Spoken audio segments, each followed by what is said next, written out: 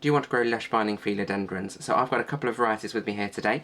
The standard Philodendron scandens, or heartleaf philodendron, and the Philodendron scandens lemon lime. And as you can see, these are quite large plants and very full, lots of trailing vines or climbing vines. And I'm going to be covering the origins, care tips to help them thrive, and also some propagation tips so you can multiply your philodendrons for free. So this is the Philodendron hederaceum or scandens, also known as the sweetheart philodendron or heartleaf philodendron, because of these wonderful heart-shaped leaves, also a little bit like spades from a deck of cards, the spade shape. And this is native to Mexico down to parts of South America and parts of the Caribbean, although it's a really popular houseplant around the world. And they're often commonly referred to as Pothos plants, collectively with the Epipremnums and Scindapsus plants, because they have a similar growing habit with the trailing or climbing vines, along with the shapes of the leaves, so very similar aesthetic, and even the care needs too that I'll run through a little bit later are very similar to those other two plant types, which you can use with those as well if you've got those in your collection. So there are many different varieties of these available depending on the look that you're going for, although you might want to try and collect them all if you are trying to add some variety to your houseplant collection. So I've got the scandens lemon lime, as I've mentioned, with these wonderful young yellow leaves that then become a lime green colour as they mature, and then the standard scandens, which have these uniform dark green leaves. You can also get the Brazil, which is almost like a cross between these two, which has wonderful dark green leaves with splashes or lines of this yellow to lime green across them as well, so they are really vibrant. And then you can also get some smaller varieties, which are the Mekins variety, where they have much smaller and slimmer, pointier leaves. The standard Mekins has a really sort of mystical look to it because it's got sort of red undersides with a shimmering or silver shimmer to them, and you can also get a lemon lime variety of that too, so it looks like this but with much more delicate vines and smaller leaves. I'm sure there are many other varieties out there, so if you shop around I'm sure you will find lots of other exciting varieties that you can add to your collection. One of the great things about these is how versatile they are in terms of how you wish to display them. So you might want to leave them trailing if you've got them in a hanging pot, or maybe just a pot on a shelf and let the vines trail down as long as you can grow them, which hopefully some of the tips in this video will help you to do later on. And you can also grow them on a moss pole. If you can't see, this is on a moss pole, so this is supported to help it climb. You can also use trellis or other means to help them climb as well, and I've even seen people where they've used clips on the wall to help them climb around the room or around other sort of frames, so you can really be creative with how you display these plants as well. So when it comes to plant care, these are incredibly easy plants to care for. They will forgive some neglect, they can survive in lower light levels, they could almost go on a list of unkillable plants, so they are perfect for the experienced houseplant collector and beginners alike. So we'll start with lighting, and as I mentioned, these are okay in low light settings depending on where you need to have it in your home. As long as it's still getting some natural light from a window in the room that it's in, it should be okay. You might just notice that with lower light settings it grows a bit slower, and if you've got a variegated variety, if it's too low light for it, the variegation can fade, so you might want to move it a little bit closer to a window if that's the case. The optimal light setting is bright indirect light or medium light, and then you should start to see the optimal growth, and once it has the right care and the right light settings, it grows really fast. So I've got vines trailing off everywhere off of this one because it has been in a spot with bright indirect light. Now moving on to watering, and again it's not that fussy. It does like to maintain some moisture in the soil, but it can also survive some drought conditions. So you water it whenever the top of the soil is dry, maybe the first few inches of soil is dry, then top up that moisture. If you do let it dry out completely, maybe if you forget or you're away for a while, it should be fine. If you have forgot to water it for a while, you might notice the leaves start to droop or the stems start to droop and it looks a bit sad. So just give it a top up of water and it should recover just fine as well. Just don't make a habit of neglecting to water it.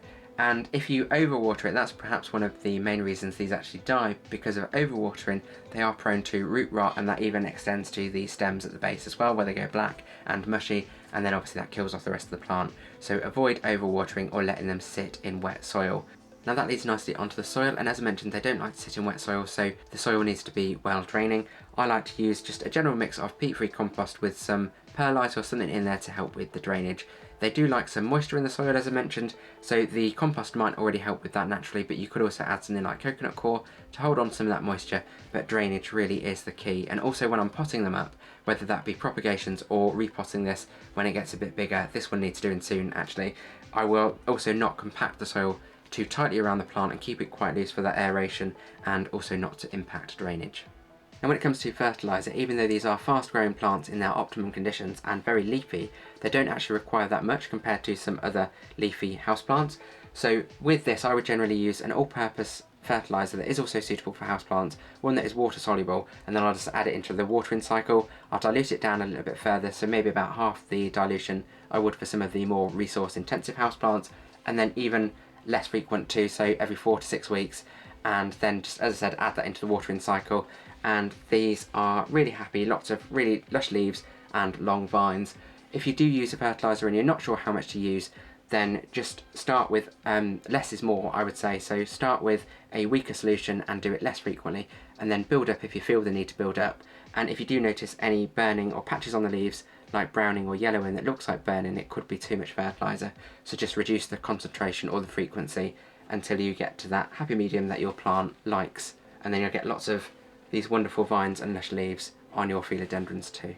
So I've grouped these next two together as there really isn't a lot to say on these. As with most of the plant care videos for the easy care plants, these ones really are fine with the temperature and humidity that we would naturally have in our homes, or that I imagine we would have in our homes. Of course it depends on the climate that you're in and whether you have any significant drops or rises in either of those, where you might need to move them accordingly to give them a better spot during that time. But generally they like a temperature between 15 degrees Celsius and 25 degrees Celsius. If you use a different measuring scale for temperature, you might need to see what that converts to. Also humidity, fine with the humidity in our homes. Just avoid, as with all houseplants, any spots where they are near radiators or drafts such as doors, windows, anything like that, where they might get very hot or cold drafts on a regular basis, which might cause crisping of the tips of the leaves or the edges. I have read that if you want larger leaves, that humidity helps with developing larger leaves. I've not tested that myself, as this just lives downstairs with no additional humidity around it, but if you want to try that, you could put one of your philodendrons amongst the rest of your houseplants for that localised humidity, or use a humidifier to increase humidity and see if it does give you larger leaves on your philodendrons. But as I said, they should be okay with the natural temperature and humidity ranges in your home. Now onto propagation. If you want more philodendron plants for free, either to grow your own collection or to give to others, it's really easy with these plants, and again you can follow these tips for propagating Scindapsus and Epipremnum too. They follow very much the same rules. So with these it's really easy to do, and they almost start the process off for you, which I'll show you in just a second. We would use stem propagation for these vining philodendrons, and again it's exactly the same process we would with any houseplant using stem propagation. We'd use either water or soil to propagate the stems. Would find a healthy stem with a leaf coming off it, so we know where the leaf node is, and then we would cut that just underneath the leaf node, and that's where the roots would develop, either in the soil or the water, and we'd just look out for those roots or new growth to know that we've got a successful propagation. As I mentioned, it does like to start the process off for you, which is fantastic, or a process that helps with this is it develops aerial roots on all of the little leaf nodes or junctions along the vine, and it uses these in its natural habitat to cling onto the trees and also to get nutrients from the air. Or if you've got a moss pole, you might notice them on the moss or support pole too. So I bring that closer, you should hopefully see those little roots popping out of the leaf nodes there, and that's exactly where the roots would continue to develop in the soil or the water. So when it comes to taking propagations, there are just a few things that you need. Again, really simple: some clean cutting utensils, either scissors, shears or a knife, some clean propagation medium, whether you're using soil, so I've got some clean soil down here, or fresh soil should I say, and some clean water to try both methods, and also a healthy piece of the plant. So as you can see, this is a really nice healthy stem. This has actually grown all the way up to the top of the moss pole, which is out of shot, and it started to trail off down again. So I could cut this quite close to the plant and get quite a few propagations out of this vine. So all of these leaf nodes are potential propagations. I generally like to leave a leaf on the top of the propagation as well, so I might actually separate this up into some slightly larger pieces. So when it comes to taking the propagations, again, as I said, really easy. All I'm going to do is take the cuttings underneath the leaf nodes, and then each of those I'll put in the water or the soil. So underneath the leaf node there, and cut, and there's one cutting. And as I said, I like to leave at least one leaf on the propagation as well, just to help with things like photosynthesis and make sure that it's still getting the energy that it needs while it's waiting to develop roots. I'm sure that's not strictly necessary, particularly with these pieces of stem. I'm sure they can just develop new growth when they're in the soil or the water, but it's just for my own peace of mind, as I think it helps. So again, I've taken that, there's actually two leaf nodes on there, but what I'll do, I'll remove this bottom leaf if it's not affected by the water or the soil, and then keep this top leaf on there, and then that will develop roots there and hopefully continue growing from this point at the top. And as I mentioned, it developing aerial roots around the leaf nodes. Look how strong these ones are on this piece of stem. So hopefully when this is in soil, it will develop strong roots in the soil, and this will be a successful propagation. So I've taken a few cuttings off that vine, and some had stronger aerial roots and some had weaker ones. So what I've actually decided to do, the ones that had the weaker aerial roots that maybe need an extra prompt to start developing roots, I will put in the water. So all I'll do, just like any other stem propagation, as I said, is just pop them in water so that the lower set of the lower leaf node, should I say, is in the water, and then I will just replace this water every week or so just to keep it fresh until I start to see roots. And then once I get roots that are maybe 1 to 2 centimeters long, I can then pop these up as new plants, and I'll probably pop them up together just to give a fuller looking pot. So there are 4 propagations, stem propagations in there. And what I'll do with the ones that had strong aerial roots already is just plant these straight into the soil. And I was debating on whether or not to remove these lower leaves, but I might just plant them shallow in the soil so that this is still on there, but these bits are still covered by the soil, and then it can develop new roots. And I think these will become more established faster than the ones in the water will do, but we will wait and see over the coming weeks. So I'll plant these up in the soil. Again, really easy to do.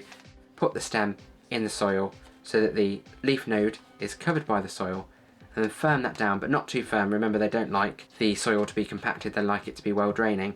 And that is that one done. So I'm going to keep the soil moist with that, and then hopefully that will start to develop roots, and we'll start to see this leaf come out and the new growth continue, and then we'll know this has been a successful propagation. And I'm going to do exactly the same with these and put them in the same pot. Now I did say there was another way that you could propagate your philodendrons if you didn't want to take the risk of cutting the vine and propagating the piece separately, because of course there's always the risk that it won't be successful, and then that'll be a wasted piece of stem that you've taken off. So if you wanted to use this other method, it's a bit like air layering, where you take the soil and put it on the plant where you're trying to propagate, wait for roots, and then you cut it off from the mother plant. In this instance, we're actually going to take the piece of plant, the vine, and take it to the soil. So you can, if the vine is long enough, put this in the original soil if you want to fill the pot up. Alternatively, if the plant is in a static position and you can put a pot of soil within reach of the vine, you can get a fresh pot of soil, put the vine where the leaf node is, where the aerial roots are, put that on the surface of the soil, or maybe just in the surface of the soil, and then just get a plant staple or folded piece of wire or paper clip as I've got here, and you can pin it to the soil, and that will hold it in place.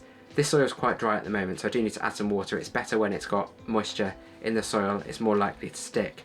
And then once that's in a static position, that will stay where it is. The benefit of doing this is that it's still getting the nutrients from the mother plant, so this bit isn't going to die.